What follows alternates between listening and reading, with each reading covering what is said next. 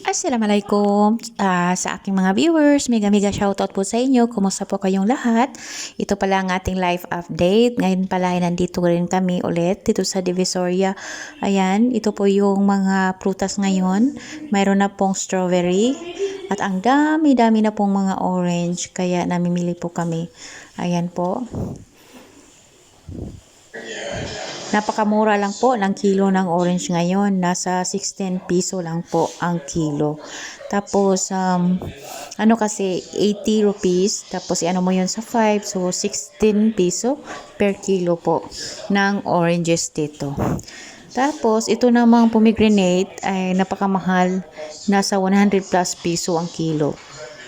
So, ngayon ay pumupunta kami doon sa kabila kasi may hinahanap akong leases na para sa gagamitin ko sa aking pagtatahi. Dito po, makahanap po tayo ng maraming mga variety talaga. At nakakatulong din po tayo sa mga ordinaryong mga vendors. So, dito ay makakamura ka tapos makikita mo ang lahat. Dito ko nga nakikita yung mga stocking. Oo, mga imported na stocking na may mga ano pa, mga sister, yung bang mga may packaging pa, ganun. Napakaganda talaga. So ito, bibili ako mamaya ng mga sisiw kasi gusto ni Yusef na bumili kami ng sisiw. Isa din ang dahilan kaya pumapunta kami ngayon para mamili ng oranges at mamili ng mga leases para sa aking tatahiin. Kaya naghanap rin kami ng mga sapatos. Oo, sapatos din para sa kanyang sports sa kanyang eskwelahan. So, tara, sasamahan niyo ako doon sa loob para makikita ninyo kung ano-ano po ang meron dito.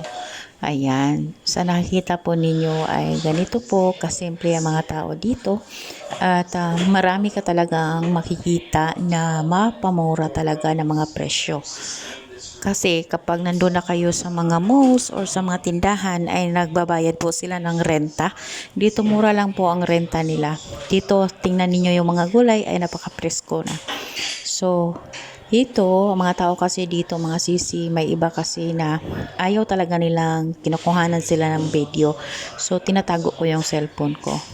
Na-attract talaga ako sa mga gamit sa kusina, mga sisi. Kaya noong last week ay napabili ako ng mga baso. So, ayan, tingnan nyo ang nasa mga paligid.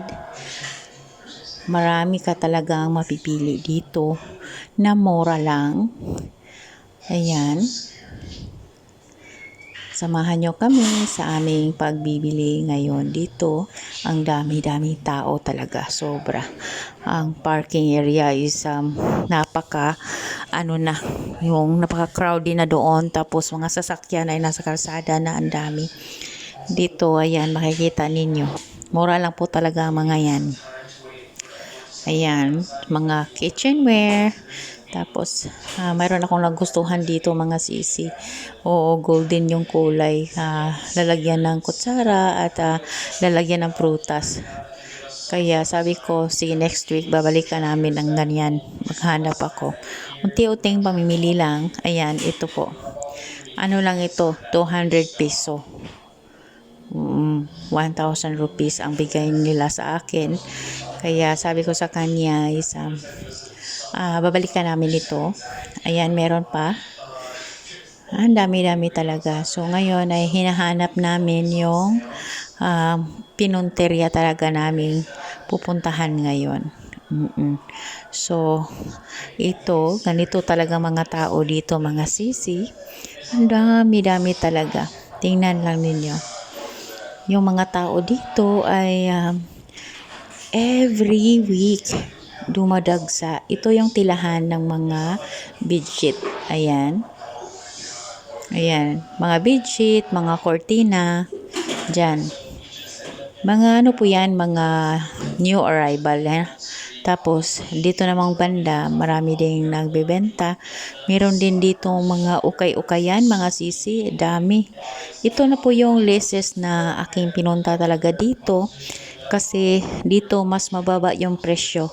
Kapag binili mo ito sa market or sa shop ay nasa 200 rupees ang kanyang per yarda. So kailangan ko ng 10 yarda kasi malapit na pong mag-Ramadan, so ang mga tao po ay napapatahi po sila ng pangdamit nila sa Eid. Ayan, tapos nakabili na kami ng lisis, ngayon ay bumibili kami ng sisiw. Ayan, tapos ayan ang mga sisiw, dumating na kami sa bahay, nakabili kami ng 4 na sisiw. Ayan po yung napili ko. Oo, kasi si Yusef mahilig po talaga sa mga ibon, mga sisiw. Ayan ang gusto niya, manok. Oo. So, bumili kami ng orange, mga 5 kilo yung nabili namin. 80 rupees per kilo. Preskong presko pa mga sisi. Grabe ang presko.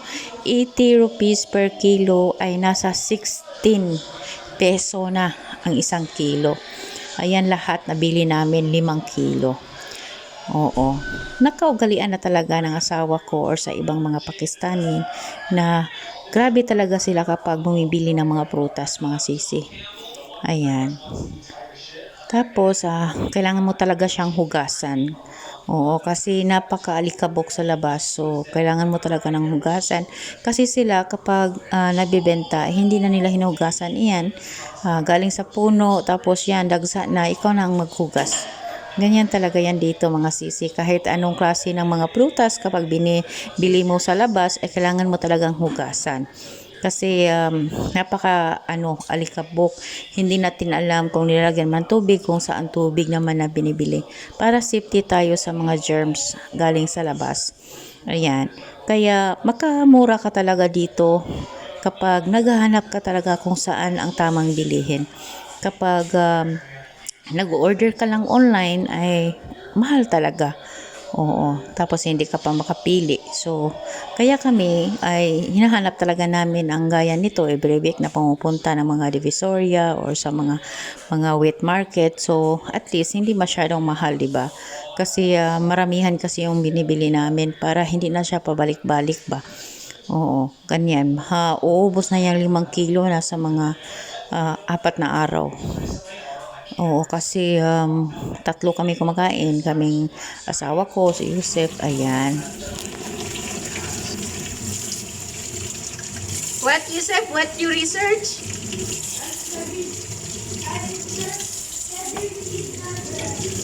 The chicks?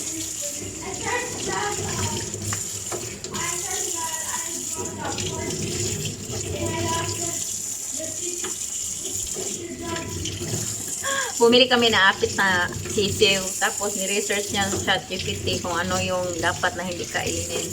Sabi niya, hindi daw pagkainin ng chocolate, ng chips, avocado, kasi toxic daw yung sa chips.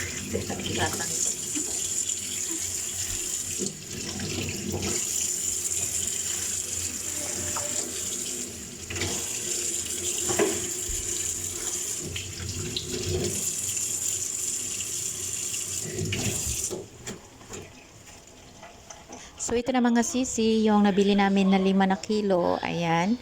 Pinapatuyo ko muna siya. Margie, the starter main food is the chick starter feed, and these are the safe treats that they can eat so that they can be safe.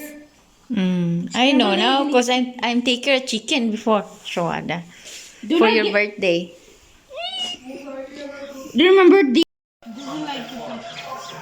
So, dito lang po ang ating video. Maraming salamat sa ating tagapanood. Mega shoutout sa inyo. Allah Hafiz. Thank you.